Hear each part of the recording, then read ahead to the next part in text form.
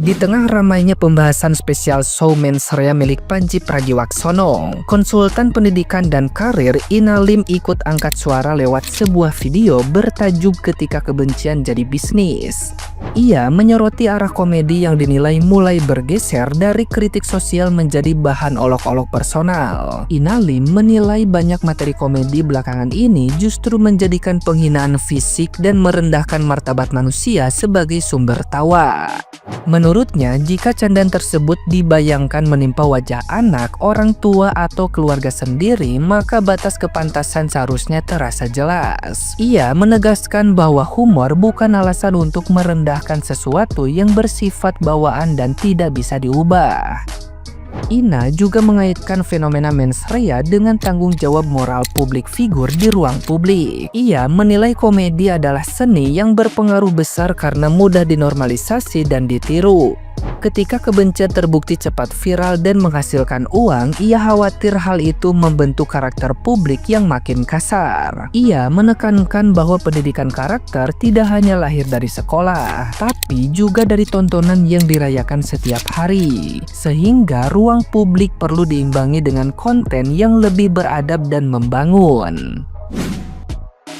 Saya sangat prihatin dengan kondisi belakangan ini. Masyarakat hari ini disuguhi komedi yang menjadikan merendahkan orang lain sebagai bahan tawa, terutama body shaming, mengejek fisik, mengejek tampang manusia. Coba deh berhenti sejenak. Bayangkan wajah anak-anak kalian sendiri, orang tua kalian, dipakai sebagai bahan candaan publik. Masih bisa ketawa nggak? Pantas nggak? Kalau itu terasa tidak pantas, selamat, nurani Anda belum mati. Bercanda itu ada batas yang tidak boleh dilewati. Menghina tampang manusia itu bukan masalah selera humor. Itu menghina karya Tuhan. Yang kalian tertawakan itu ciptaan Tuhan. Bawaan yang tidak bisa diubah. Well, Dr. Tompi mungkin bisa ya, tapi justru beliau sendiri ikut menyampaikan keprihatinan dan menegaskan itu bukan kritik yang cerdas. Karena lucu itu bukan kejam, kritik itu bukan penghinaan. Stand up comedy adalah seni, ada tanggung jawab moral di dalamnya. Public figure adalah panutan. Apa yang mereka ucapkan akan dinormalisasi, ditiru, dan dianggap sah.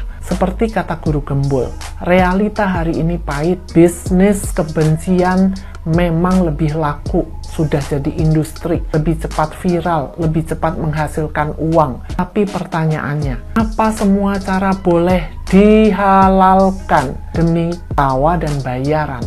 Pendidikan karakter bangsa tidak hanya dibentuk di sekolah, ia dibentuk setiap hari dari tontonan yang kita rayakan. Manusia Indonesia seperti apa yang mau kita ciptakan di ruang publik? Netizen Indonesia sudah dikenal sebagai yang paling tidak beradab se-Asia Tenggara. Masa stand up comedy pun kita mau juara dengan cara paling culas, paling murahan dan tidak berkelas? Coba bandingkan dengan komika seperti Max Amini atau Zarna yang dari India. Itu lucu, yang cerdas, beneran menghibur, menyatukan manusia, bahkan dari berbagai bangsa. Bukan memecah belah bangsa. Hidup memang perlu uang, tapi uang yang halal. Bisnis kebencian laku karena ada yang membayar. Mungkin sudah saatnya NGO dan CSR perusahaan membayar buzzer positif untuk menyeimbangkan ruang publik agar generasi muda tidak tergiur menjual kebencian demi cuan. Nah, gimana nih menurut netizen yang terhormat? Silahkan berkomentar ya. Di stand up comedy itu ada namanya punchline, bagian paling lucu dari keseluruhan setup yang dibangun dari seorang stand up comedian, dan itu biasanya ada di ujung atau di akhir. Nah, Mensreya ini pertunjukan stand up Pandji yang durasinya 1 jam 45 menit dengan berbagai macam keresahan, setup, jokes-jokes yang ditulis sama Pandji selama pertunjukan ini, dan dia menempatkan wapres kita Gibran sebagai bagian paling akhir di ujung pertunjukan. Artinya puncak komedi tertinggi dari semua keresahan Pandji yang atas apa yang terjadi di Republik ini adalah wapres kita Gibran. Lupa, menurut keyakinan saya. Buat kalian yang belum tahu apa maksud dari video ini, gue salut banget. Ini yang membuktikan bahwa wapres Gibran itu benar-benar cerdas. Ini yang gue kasih tau alasannya. Gue tahu sebenarnya Panji itu sebenarnya kesel kenapa yang menang adalah Gibran dari Wapres. Ya, Panji itu merasa Gibran itu belum layak. Bahkan dia bilang Gibran itu melanggar konstitusi bla bla bla. Nah, posisinya sekarang saat itu Gibran menang. Ya, tahu. Tapi nanti lawannya dong, Sarah apa dengan Sarah pada begitu bacot, mana badut sini, merendahkan, macam. Dan puncaknya adalah dengan melakukan comedy show yaitu dan judul Best Area yang dimana protipnya dibilang presiden terus kita Gibran gitu kan, merendahkan kuat sebelumnya. Tetapi uniknya Gibran membalasnya dengan cara yang elegan, bukan dengan berkomentar bla bla bla, tapi dia memasang videonya menggunakan lagu Panji yang dimana itu pukulan telak. Tahu kenapa pukulan telak? Itu menandakan bahwa lo juga sebenarnya sih jelek. Siapa yang tahu Panji sebagai rapper? Gak ada yang tahu Panji sebagai rapper, jarang ada yang tahu ya.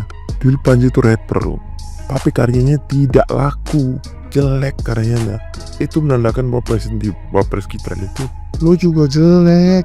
Jadi lo sadar diri, takut dia nanti dengan cara yang koar-koar, dengan cara yang elegan, itu yang bagusnya. Lo itu jelek sebenarnya.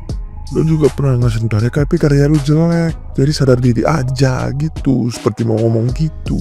Gokil memang Wapres Gibran ini, aduh. Tapi ya si Mobala, gue yakin sih Panji pasti kalau memang dia cerdas, dia pasti ngerasa lah bahwa ini Wapres cerdas juga ya dengan cara yang seperti ini dia ngebalasnya. Dan it's a very very fantastic man. Gokil. Tampilan stand up Panji Pragiwaksono ini lagi viral, lagi diomongkan di berbagai macam sosial media karena dinilai memiliki keberanian ya, atau sangat berani membawakan kritik-kritik sosial politik, bahkan menyebut nama ya dalam panggung stand up-nya ya. Jadi dia membawa kritik-kritik itu dalam bentuk komedi. Nah, itu jadi viral di mana-mana ya teman-teman. Nah, itu bagus memang untuk penampilan Panji ya, narasi-narasi yang dia susun itu sangat rapi sekali ya, meskipun saya menilai dari segi komedinya ya dapat juga sih, cuman nggak ger banget itu, cuman kritiknya itu dapat banget temennya, kritiknya dapat banget. Ini ada yang bagus juga, kritik bukan hanya kritik, membuka fakta oleh beberapa ahli, oleh beberapa pakar, yaitu Bang Ferry Amsari dan kawan-kawan, Ibu Bivitri, semua ini para akademisi, para dosen, para peneliti yang memang pakar ya di bidangnya.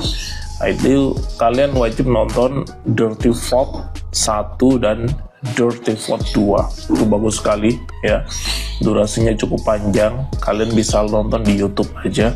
Itu juga membuka fakta atau membuka kritik lah ya, saya gampangkan, saya sederhanakan katanya, mengkritik dalam bentuk fakta ilmiah gitu ya, secara akademis.